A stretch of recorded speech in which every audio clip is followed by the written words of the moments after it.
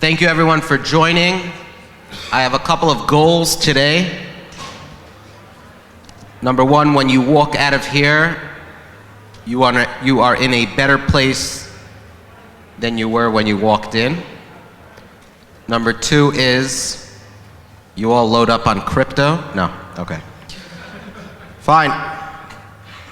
We have here a few incredible individuals that I've got to know recently. We had multiple Zoom sessions to try to craft what exactly we want to share with you. I have a couple of recommendations before we begin. Number one is, take out your phone, open up the Notes app, and start jotting down things as you hear them. The worst thing you can do tonight, I think, is put your head on the pillow and it went in one ear and out the other. So even if there's only one thing that you take out of today's sessions, today's panels, make it one thing, make it your own, try to grow, get into a better place. Hello to Naftali Horowitz, welcome. Naftali, I hope you take notes. Okay, I've been trying to sell Naftali on a 401k. Just open one up, put your money in. We've also brought back from the States, I brought you back Usher Ingber. He's originally from Toronto, and we'll take John Tavares back, so it's a fair trade. If you have any questions, the way this is going to work, I'm going to give you a phone number. So at the end of this session, during the session, send in your questions to this phone number, and then my friend Yoni will send me the top 3 to 5 questions. Most of them will be terrible questions. You know, they say there are no terrible questions. No, there will be some terrible questions. But we'll take the best of the best and we'll ask Mark, Moish, and Abe those questions. But without further ado, I want our esteemed panelists to share who they are, what 4-digit bank PIN code they use, and their social insurance number. Okay, Abe, we'll start with you. Go ahead. Thank you. First of all, thank you for inviting me, even though my first name is not Mark. That's appreciated. I spent 10 years as a portfolio manager at McKinsey Investments. That was 5 days a week, 10 hours a day in solitary confinement, doing nothing but research or due diligence into stocks of publicly traded companies. Around 13 years ago, I was going to say the word pivot, but I was just at a session where every other word was pivot, so I'm going to say transition instead of pivot. I transitioned to being a wealth advisor at BMO Nesbitt Burns, where I am currently. So I'm still managing money, but now I'm doing it directly for high net worth clients. My name is Moish Krieger. I got my law degree at Osgoode Hall Law School, finished in the early 90s, and came out in the lucky year of 1991, which was a lovely time in the real estate market and the legal market in Toronto, which went through about a 10-year downturn. And during that downturn, I left law and didn't know anything about this industry, didn't have the background that Abe had going in, but the legal background definitely helped. And I started with RBC Dominion Securities in '96, got my portfolio management license in 2003, and finished 10 years there, did another 10 years at TD, and then came back to RBC about 6-7 years ago. So I've been a portfolio manager and in the industry for over 25 years, and I manage, like Abe, high net worth clients for the most part. And because of the legal background, do a lot of wealth planning as well with clients. And good afternoon, everyone. My name is Mark Halpern. As you can tell, I'm in the insurance business because my name is not on the screen. So, you know, a lot of insurance people don't get a lot of respect. But so I'm 32 years in professional practice. But my real start was in 1974. That's when my father, of blessed memory, died of a massive heart attack at the age of 50. I was 11. I was the youngest of 4 boys. And my mother, who was 48 at the time, had to go back to work to support her family. My father was a busy engineer, and unfortunately there was no will, very little savings, and no life insurance. So it was very hard for us. Fast forward, I work with some of the most successful families and family offices, work with professionals who also don't have things all organized. And we do 3 things. We do estate planning, making sure people's financial architecture and furniture line up. We do tax mitigation strategies focusing on tax-exempt life insurance, and we also are involved in philanthropy, helping people create legacies by often converting taxes into charity. So if their combined net worth is, let's say, $25 million, with me, that number becomes a whopping $25 million. Okay, if you have a question, the phone number to put down is 201-566. What's that? Yeah, take your heads off. Anyone who's walking by with a head. 201-566-7446. Again, send your questions throughout the show. 201-566-7446. And click on the person's head in front of you to subscribe. Okay, so Mark, we'll start with you. You mentioned financial planning. Before we begin, or as we begin, what are some key items that come to mind when we talk about this loaded word, financial planning? So it's a great question. The first thing is that in order to win gold in the Olympics, you need a coach. In order to win the Stanley Cup, you need a coach. So the first thing is people need to find somebody that they can work with to help you understand what does everything look like. But I would say at the very, very start of the financial planning pyramid is just having a will in place. We'll talk about that, but it's shocking.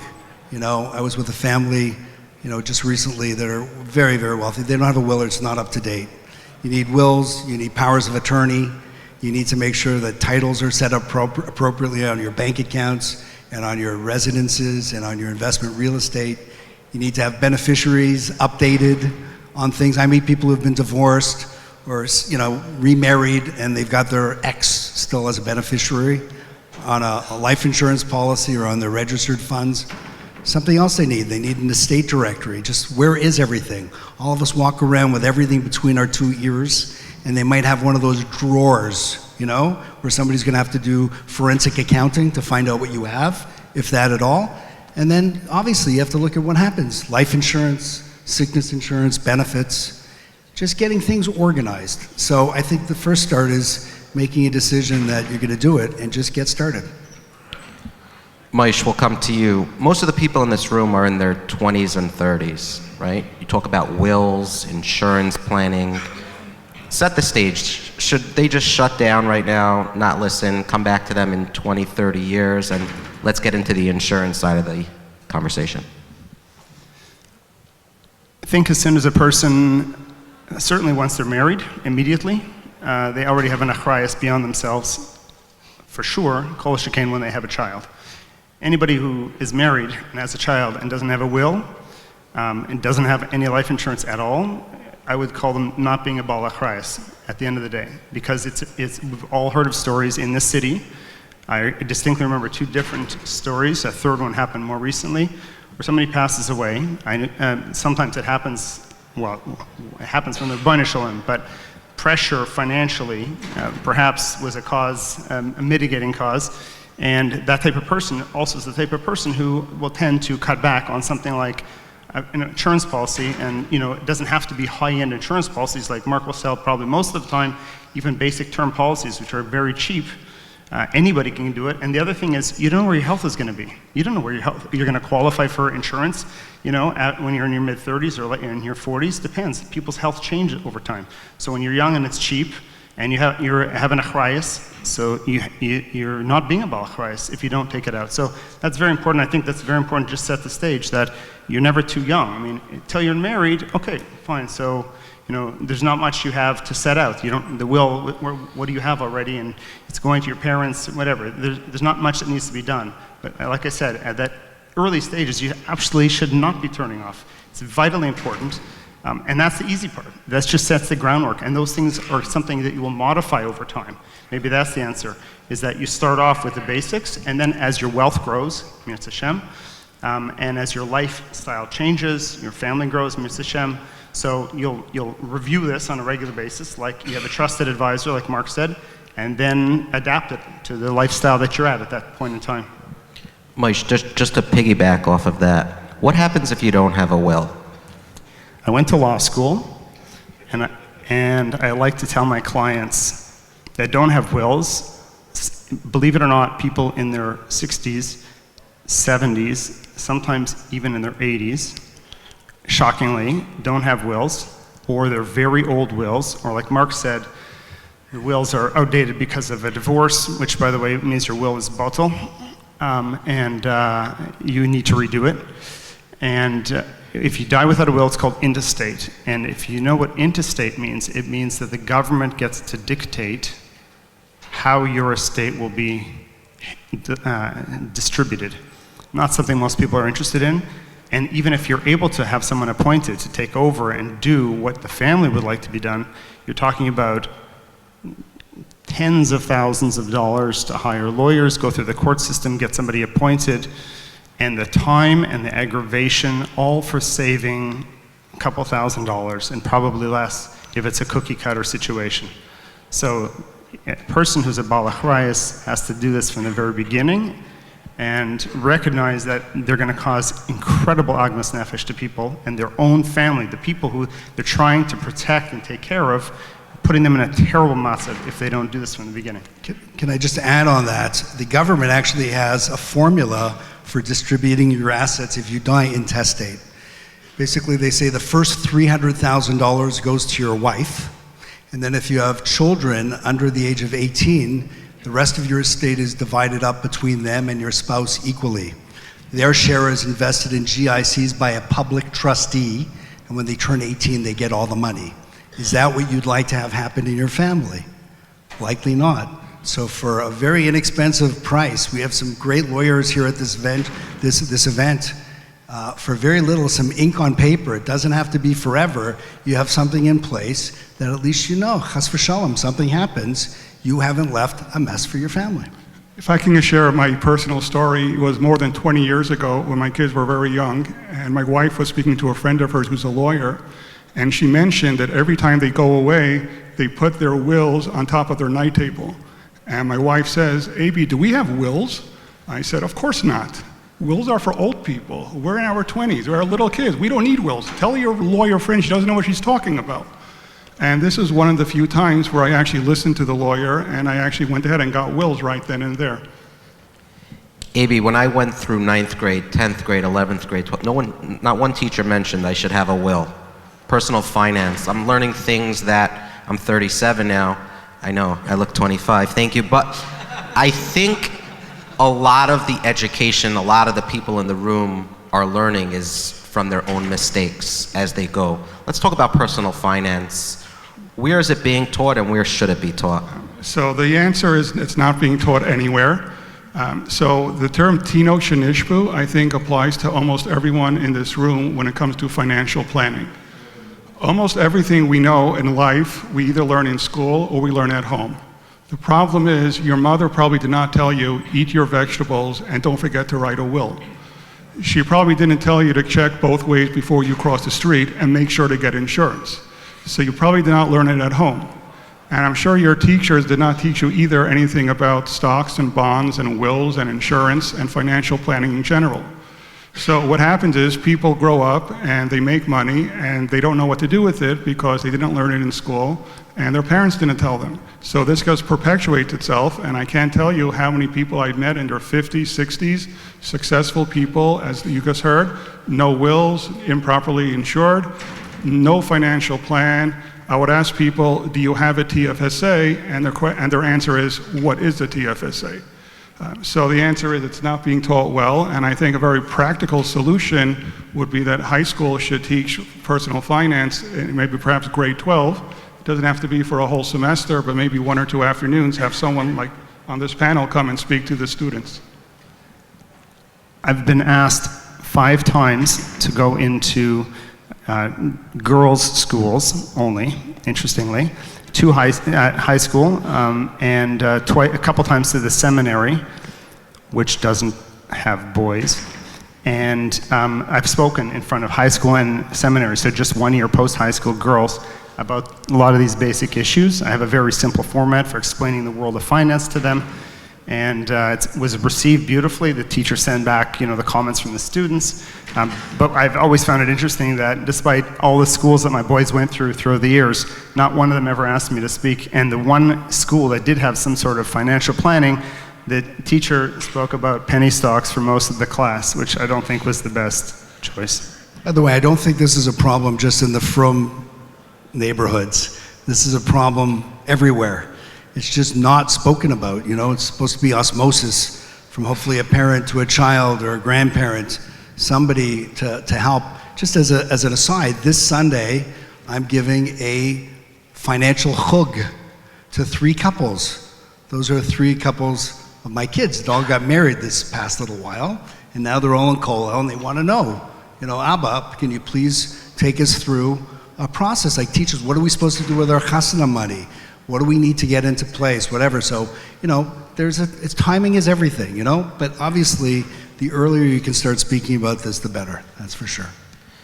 So you mention parents teaching their children, having conversations with them. What about the other way, right? You have people in this room, their parents are getting older. Mark, how do you initiate, or should you even initiate, a conversation with them? Do you have a will? What are your wishes, whether it's medical directives or things that they've put on paper where it's kept? How do you do it in a way that's bekavadik? So look, there are some families that share all that information with their kids.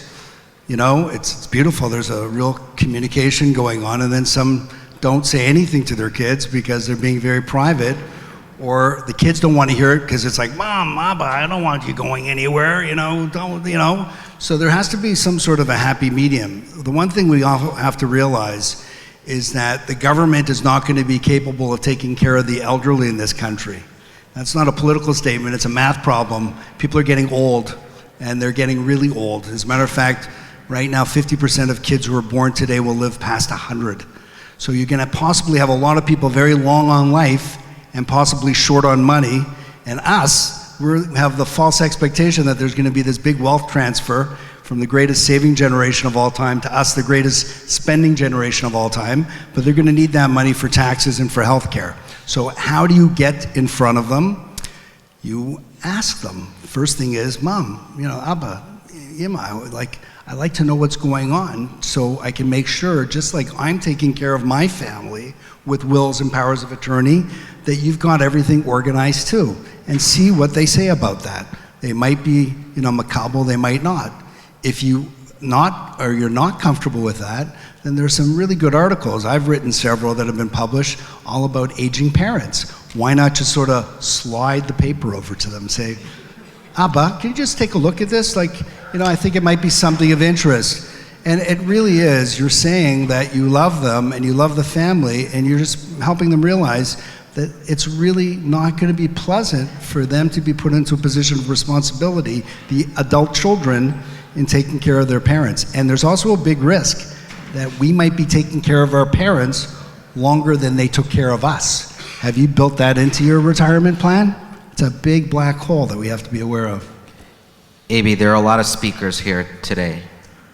They leave here, radio goes on, social media, TikTok, influencers, forwarded WhatsApp messages. There's so much noise, right? Investing, what to do, who to speak to. How do you get through all of that friction, tune some of it out? What thoughts come to mind? So first of all, I'm probably the only person in the world who listens to a talk show on mute. I actually have BNN on in my office with the sound off. I always tell people, do not get your financial advice from the media. They're journalists, they're not financial planners. You wouldn't go to a podiatrist for brain surgery, so why do you go to a journalist for financial advice? Like Mark mentioned earlier, it's important you find someone you trust. This is not brain surgery. You could do it on your own, although if you do it on your own, make sure you have the time to do it properly, you have the knowledge so you know what you're doing, and what's also underrated is make sure you have the stomach to do it yourself. Because some people have the time and the knowledge, but the first time the markets drop 20 to 30% and they're on their own, they're bailing at the worst time. So my advice would be ignore the media because they're there to sell newspapers, they're there to get eyeballs, they don't care about you. Make sure you take care of yourself first. Abe, but they call you up. It's a cold December day. Turn the TV on. You said it's on. I unmute it. Stock market's tanking. Make a move for me, Abe. I'm panicked. My wife just texted me. She never texts me. What should I do? What does that conversation look like? So I actually had a few hundred of those conversations a couple of years ago when we had COVID. I think almost every client called me up, and I assume the ones who didn't were probably so shell-shocked or traumatized so they couldn't pick up the phone. I explained to them that I don't know what's going to happen either. I haven't lived in a pandemic. The last one was over 100 years ago. But we do have history of similar types of events. If we look back to 2008, for example, we had the global financial crisis. Stock markets were down 40 to 50%, but they eventually recovered. So it's very important to put things in perspective and balance the short term with the long term. And people do tend to get extremely emotional when it comes to their money. I'll just share with you one story during COVID. So most of my clients remained invested. A couple of them, I couldn't talk out of it, and they sold, of course, at the absolute worst time. 6 months afterwards, one of the clients who regretted selling at the worst time, he called me up and he said, Abe, I'm telling you right now, if I ever tell you to sell, you have my permission to ignore me. It's a good point, Abe. Getting back to getting advice, we're living in a very hyper-specialized time right now where you can't have one person be all things to all people. So it's really important to build out a team, right? You need to have a good lawyer, you need to have a good accountant, you need to have a good investment person, a good insurance person, and they should all be talking to each other. You know, like there's not a lot of collaboration, unfortunately. People are very territorial, wrong. You know, we really need to be working more together to make sure that people are looked after. But getting back to the news, if you actually do the planning and you have things organized, there's no bad news. It's just news. It's only bad news if you haven't done any planning. You haven't done a proper risk analysis. You don't have your wills in place. That's bad news. So try to get rid of the bad news. Moish, if you're anything like me, December comes around, I quickly call up my accountant. How much do I need to put into my IRA for some tax savings in the US? I don't have a long-term strategy, especially as it relates to taxes and tax savings. How much of a mistake is that? And what do you tell people that are looking longer term to be smarter about their investing / tax savings? So I try and focus, first of all, on two big buckets of money, I'll call it. The first bucket is, for lack of better words, liquidity. Just a liquidity bucket. People need cash flow. They need savings in their account. They have money coming out, and they've got insurance payments and mortgage payments and whatever other things are coming out of their bank account. So they need a float in their portfolio, in their overall wealth. But I find you have people that will put too much money into that bucket. So let's say if they need $50,000, you know, in their liquidity bucket, that's money that's coming out throughout the year. So I'll tell them, so be machmir, have $75,000 if that's what you need. If you need 10, have 15. Like, you got to keep a draw there. But beyond that, that's where you have to start separating. And that's when you get into the discussion of the long-term planning. And the long-term planning has to focus on those, like Mark was saying, you can't plan for long enough. So you need to have assets in your mix that are going to be able to beat inflation over time. Inflation over time comes from real estate, stocks, businesses. It does not come from short-term savings, high interest accounts, that sort of thing. So that's how I first start off, and I have the same conversation every time. I remember walking out of shul after Shacharis or Mincha, I don't remember, and this fellow asked me, Moish, can I speak to you for a minute? So I know what's coming. I have $1 million US. What should I do with it? So I said to him the same question I ask every single person for the last 25 years, when do you need the money? And I know the guy is in real estate, so my assumption was, and I said to him, I'm assuming you probably got the money from a sale and you're looking to put it back in. Am I right? He said, exactly. So I said, so put it in a high interest savings account and have a nice day. What am I going to do with it? I have no value added in that case. He needs the money liquid. I'm going to throw it into Bitcoin and hope it jumps 50% tomorrow. What if it drops 50%? So whenever somebody asks me a question, I think, yeah, but I'd like to do better. You know, I'd like to do better with that money. So if I can't talk them back on the liquidity, so then I'll say to them, okay, but I asked them the same question.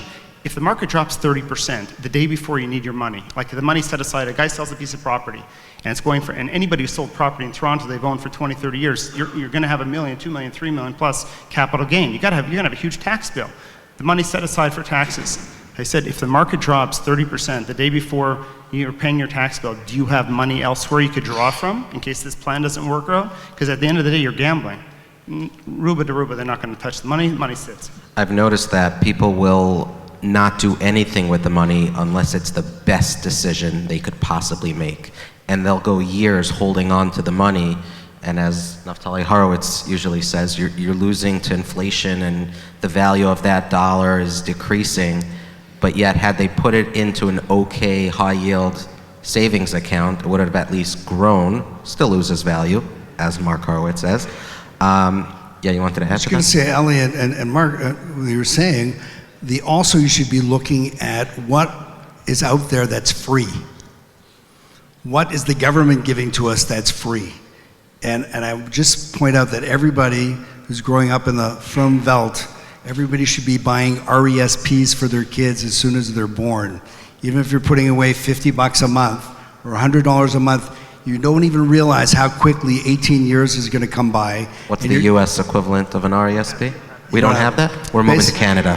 529 would be something like a RESP. Like a school. Yeah, they'll basically, the government will match you 20% up to a certain amount of free money.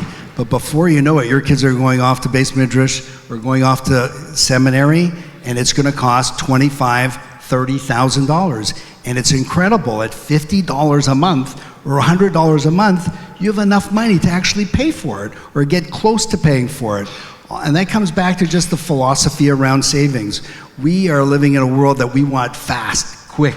I want to be rich now. I speak to a lot of young people. I want to be the CEO today. You know, like, we put in time, you put in effort. It was years to, pay the price and develop that struggle muscle. The same thing applies when it comes to investing. Even though you think you don't have a lot of money to put aside, if you're putting away $50 a month into an RRSP that's going to save you tax, or this new first home saving plan, one of you guys should talk about that. That's to me brilliant. Nobody knows about it. Yeah, you hear often it took 25 years to become a success overnight.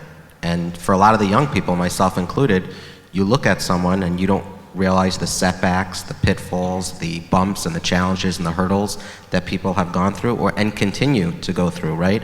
I'm sure everyone sitting in this room now sees 3 very successful people, but they don't know when you walk out of here what challenges you have, right? Maybe you're burdened with debt. Abe, let's talk about the investment. We spoke about emotions.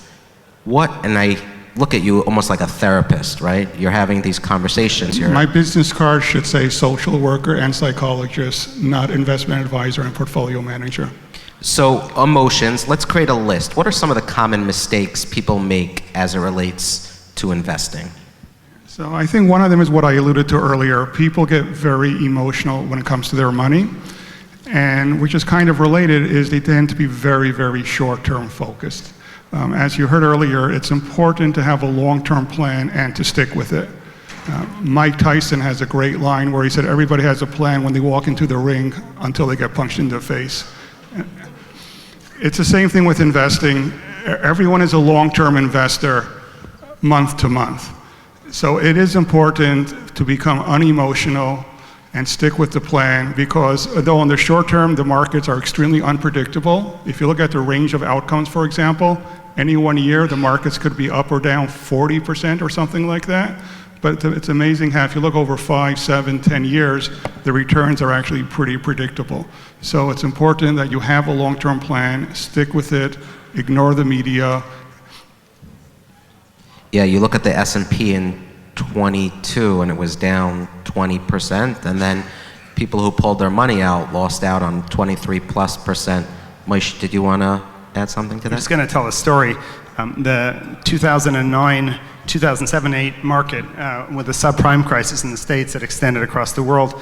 So I had 2 stories that I remember. I remember the bottom of the market. The last day was the first Friday in March of 2009. You could check it out. Why do I remember? Because I had a client that panicked to such an extent. He said, I showed a competitor of yours at another firm the portfolio, and he said it's a nice portfolio but a little bit conservative, which I thought after a big downturn wasn't a bad comment, but he sold half of his bank stocks on that day. They went straight up and did a 100% climb over the next 6 months, fully recovered. But the other story was a month before that, I had a young almana who her husband passed away 2 years before. She sold the business off, and she was living off the money that we create from the portfolio for her. Very common situation. And I remember her calling me. It was a month before the bottom of that market. And she says, Don't tell me that the market's going to come back in 20 years. Like, I'm too old for that. I'm not going back to work. What am I going to do? Like, how am I going to live? And I explained to her, if you think about it, I said, the money that we're sending you every month from your portfolio, the dividends, et cetera, I said, that's being paid regardless of whether the market's up 10%, down 10%. I said, if this whole thing was a rental property, would you be coming to me because the real estate market crashed when you've got a great blue chip tenant in place, paying you the same lease payment? They've got no financial problems. So you're getting your lease payments. Not a great time to sell. That I'll grant you. But I said, but you're living off the income. You're okay. And she took that Eitzah, Baruch Hashem, and her portfolio rebounded along with the market, and she did very fine. But the point was she didn't have to stop and sell. That spoke to her because the point was it was a long-term holding, and she could sit with it. Speaking about planning, Moshe, we spoke about this. Let's stick with you on this. Planning for chasanas. Some people in the room have made chasanas. Some people are just making bar mitzvahs, bris. Some people aren't even married yet. What do you have to share? This is something you want me to set you up. Alley-oop, go for it. Yeah, this is a big issue in our community. I think probably at least once a month, there's a fellow from the Aguda who hits people up for helping people in the community, and hitting up people for making chasanas is a very common thing because most people don't have money set aside. So I always thought that you work on paying off your mortgage, you pay down the debt, and then when it comes to chasanas, you just borrow whatever you need from it. So there's a fellow in our community, a Bubba named Avram Byers, I don't know if you know him, and I hired him as did budgeting, et cetera, when I was early on. My kids were young still. I think the oldest, I'm not sure if I've been made a bar mitzvah yet. I have 3 married now, Kanai Nahara. And he said to me, it's a terrible way to do it, because he said the pressure of having to borrow every penny that you're going to spend is a terrible pressure. Every penny you spend is borrowing. You don't want to spend anything. He said, but if you can set aside, the same idea that was Mark was saying, we made a cheshbon. We took all my kids and made an average age for a boy to get married and a girl to get married in our community. You have to have something to work with, at least as a target. The Rebbeinu Shalom will figure out when the time comes. But we set that, we figured out an average rate of return. We did a modest return of 4%. Something modest that you could get even in a GIC today. And we made a cheshbon. How much money do I need to put in to get X amount of dollars by then? And of course, most people underestimate what they're going to need. And it turns out, when it came to the 3 chasanas that I did make, so I didn't have 100%, but I had about 60% of the money put aside. So the pressure was so much lower. I only had to come up with 40%. So, and they were much more expensive than I expected, even though I don't think they were extravagant. But that's just, there's a cost. It's expensive. So all of those type of life cycle events, again, start early. You can't start early enough, and even the small amounts you put away, even if you say, well, it's impossible, I'll never accumulate. If you need 50,000 or 60,000 or 100,000, whatever your side is going to cost you all in.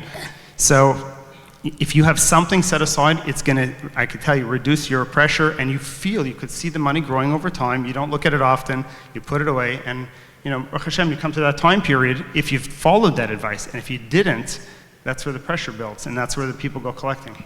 Mark, we'll end with you before we open it up to some Q&A. You've seen a lot of successful people in your life, right? What are things that come to mind, common denominators you see within the successful people, or people looking to be successful? What advice would you give them? So there are, I meet people that are worth north of $100 million. We have billionaire clients. You would think they'd have everything all organized. So don't feel if you don't have everything all organized that you have an exclusivity on that. I would say that there are two kinds of people. There are those who spend first and save what's left over. Most of those people have more month than money. And then there are those people who save first and then spend what's left over to their heart's delight. That first group represents 96% of the population. You probably recognize yourself. The second group represents 4% of the population. That group doesn't have to be a CFP or a CPA to be successful. They know that what they have to do is they have to figure out how much are they going to pay themselves every month. Like, think of it, chas v'shalom, you're at a movie theater. Nobody in this room would be there at a movie theater. I'm just saying, let's say somebody's at a movie theater and you're there, and chas v'shalom, there's a fire that breaks out. So, the first thing you're going to do is jump up and grab the bank manager and put him over your shoulder and tell your family, I'll be right back, right? And then you go to the car lease guy and pull him out. And then you'll go to the, whoever, that's crazy. You have to take care of yourself first. So the big issue, and I'm not talking about good debt versus bad debt. So one of the things is most people have not put aside money for emergencies. You should have at least 3 to 6 months worth of money available either in cash or credit in case of emergencies. Secondly, debts. People are living way over their means. We're living in a society where people are trying to keep up with the Schwartzes. It's very difficult. So Is Schwartz here? you gotta have a budget and spend really according to your means. Everybody's giving away free credit and kids don't know, and they're paying 19% on bills that just keep, and now all of a sudden, that's really the best investment, is paying off your debt. And then you look at investments, that's really the third part, and then the fourth part is really the risk management, the wills, the insurance, and all that. You have time for all those three, but really take care of that risk management stuff. So last thing is decide how much you're gonna spend every month for you first. Got it. Mike, 30 seconds. Just was going to say, we just heard from Shlomo Miller speaking before, and years ago I sat down for breakfast at Dairy Treats, Olive Shalom, with a fellow who unfortunately had a machla, who did pass away from it about 2 years afterwards. And he told me when he first was diagnosed with this machla, he went to Shlomo for Eitzah. What am I supposed to do? And he figures, this is a story he tells me, he's going to say these prakim of Tehillim, learn up this type of halachas, as segulas, go to speak to this person. Rosh Shlomo said to him, get your financial affairs in order. Zehu. Abe, the first question from the crowd is for you. Who do those of us who are not high-end turn to for financial planning? For example, if a young family has 100 to 200K of savings, it's not bad, is there a way that they can get solid financial advice? Who do you recommend to the crowd? So Moish just whispered in my ear the right answer, that there is no good answer. That's the truth. People like myself and Moish, we generally take people who have more than that. The banks in this country, if you walk into your retail branch, they will destroy you. High fees, et cetera, et cetera. My best advice is maybe find someone like myself or Moish who will probably give you a half hour and tell you what to do. The next is an insurance question. So Mark and Moshe, I'm sure you have what to add in a bite-sized response. I would like to get myself set up for life insurance and other types of insurance. I am hesitant to use a financial advisor or insurance advisor / salesman since they have financial incentives to encourage me to buy insurance products that I don't need. How can I get myself set up without being sold the wrong products or excessive products? And just to speak to that, I got married 14, 15 years ago.